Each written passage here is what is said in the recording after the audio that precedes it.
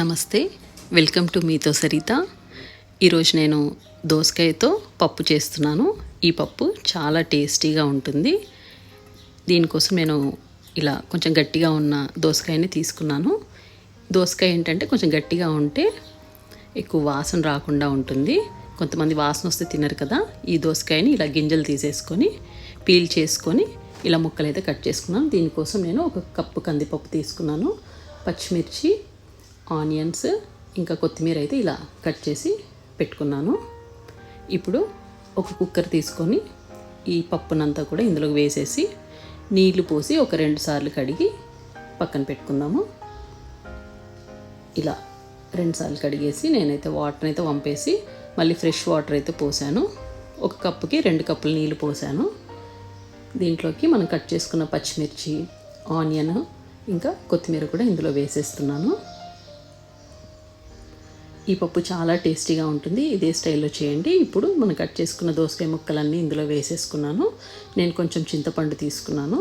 దీన్ని కూడా వాటర్ పోసి ఒకసారి కడుక్కొని ఈ పప్పులోకి వేసేసుకుందాము. చింతపండు ఎప్పుడు వాడుకున్నా కూడా ఇలా కడుక్కొని వేసుకోవాలి, ఎందుకంటే డస్ట్ చాలా ఉంటుంది చింతపండులో. ఇలా జస్ట్ ఇలా కడిగేసి వేసేసుకోవడమే. ఇందులోకి ఒక చిటికెడు పసుపు, ఒక 2 వెల్లుల్లి రెబ్బలు వేసుకున్నాను. ఇప్పుడు కుక్కర్ లిడ్ క్లోజ్ చేసేసి విజిల్ పెట్టేసి ఒక 2 విజిల్స్ వచ్చే వరకు అయితే పప్పును ఉడికించుకుందాము. ఆ తర్వాత స్టవ్ ఆపేసి ప్రెషర్ పోయే వరకు అయితే పక్కన పెట్టేసుకుంటున్నాను. ఇప్పుడు కుక్కర్ చల్లారిపోయింది.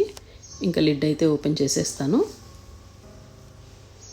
వావ్, ఒకేసారి ఎక్కువ విజిల్స్ అస్సలు పెట్టొద్దు. ఇదే స్టైల్లో చేసి చూడండి. ఇప్పుడు దీంట్లోకి నేను 2 టేబుల్ స్పూన్ల కారము, 1.5 టేబుల్ స్పూన్ ఉప్పు అయితే యాడ్ చేస్తున్నాను.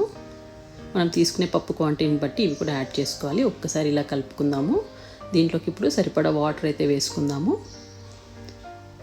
ఇప్పుడు 1 గ్లాస్ వాటర్ అయితే ఇందులోకి యాడ్ చేస్తున్నాను నేను. జస్ట్ ఒక్కసారి ఇలా కలుపుకొని మళ్ళీ కుక్కర్ లిడ్ అయితే క్లోజ్ చేసేస్తున్నాను. ఇప్పుడు 1 విజిల్ వస్తే మాత్రం సరిపోతుంది. పప్పు బాగా ఉడుకుతుంది. ఇప్పుడు దీని పప్పు కోసం తాలింపు చేసుకోవడానికి ఒక కడాయి పెట్టుకొని 4 టేబుల్ స్పూన్ల ఆయిల్ వేసుకొని ఆవాలు, జీలకర్ర ఒక్కొక్క టీ స్పూన్ వేసుకున్నాను.